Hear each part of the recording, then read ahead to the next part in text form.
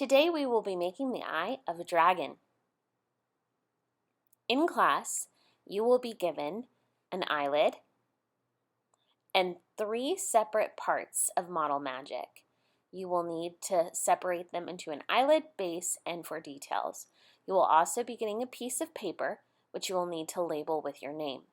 We will use scissors and markers to add color to the Model Magic.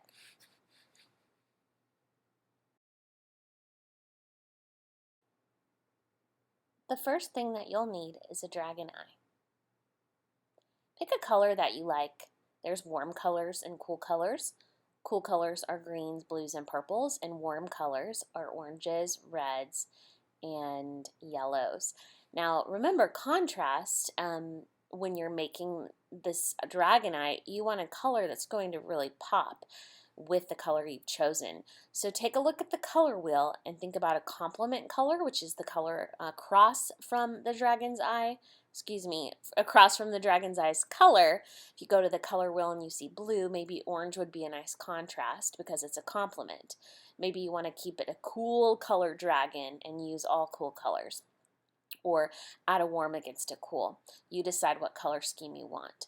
Now, before we add color to the clay, the Model Magic air dry clay, we need to cut it into 3 chunks, 1, 2, and 3. Once you open up your package, and you'll separate those 3 chunks into the eyelid, the base, and for the details. So this should last you for all those 3 things. So if it helps you to separate them, do that now. So I'm going to color my eyelid in green. So I'm going to make green by rubbing a marker across the Model Magic. Once you do this, you're going to knead that color into the Model Magic, and it will become green. Do this until you get the color you like. Less marker will give it a light green. More marker will make it darker. And it will make your hands a little bit green, but it's washable marker, so it will come off in the sink. So as you can see, it's turning into light green, but if you want a darker color, you've got to go over that a couple of times with that green marker and just keep working the color into the clay. You will do this with your 2 other colors as well for your base and your details. You can do that later when you're looking at your dragon's eye, or you can do that now and pick the colors you want to work with at this moment. Sometimes it helps to see what the base looks like first. Now remember, the base and the eyelid have to match. So if I'm doing a green eyelid, I need to do a green base, and the details can be any color.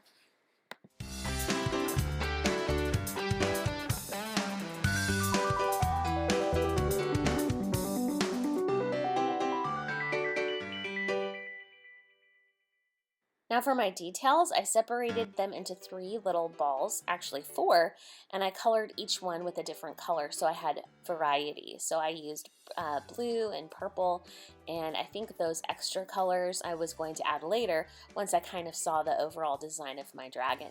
So the first thing is take your base. You want to roll it in a ball, a sphere. Push it down and make it into an oval shape.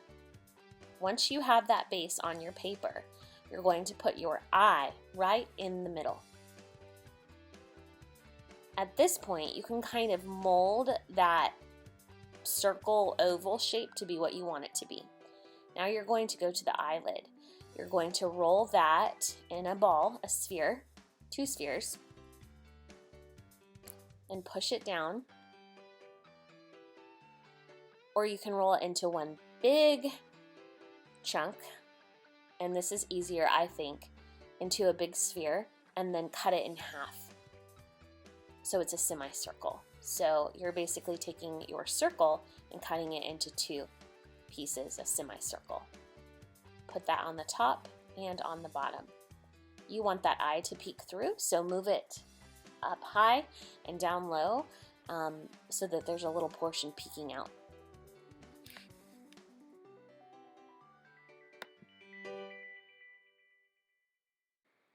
So now we're going in to make the eye, and we're going to add scales for details. You can add scales, you don't have to, but a simple way to make a scale is roll a small sphere and push it down with your thumb, and then overlap. An easy way to make a horn is creating a small ice cream cone shape, a cone. And then to make a smaller sphere, you would just roll, a smaller scale, you would just roll a smaller sphere. So those are great for scales and small details. For the eye, I'm going to create an outline, and I'm going to do that by using 2 coils from 2 different colors, orange and blue. And I'm going to wrap them around each other to make an interesting rope. This will be the outline of the dragon's eye. This will create a point of interest when you're looking at the eye.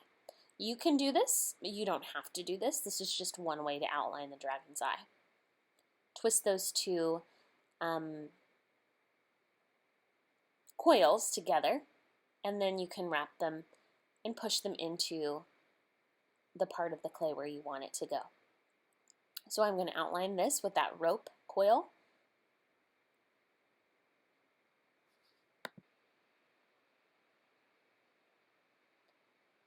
And if you mess up, you can take it off and reshape it or remold it.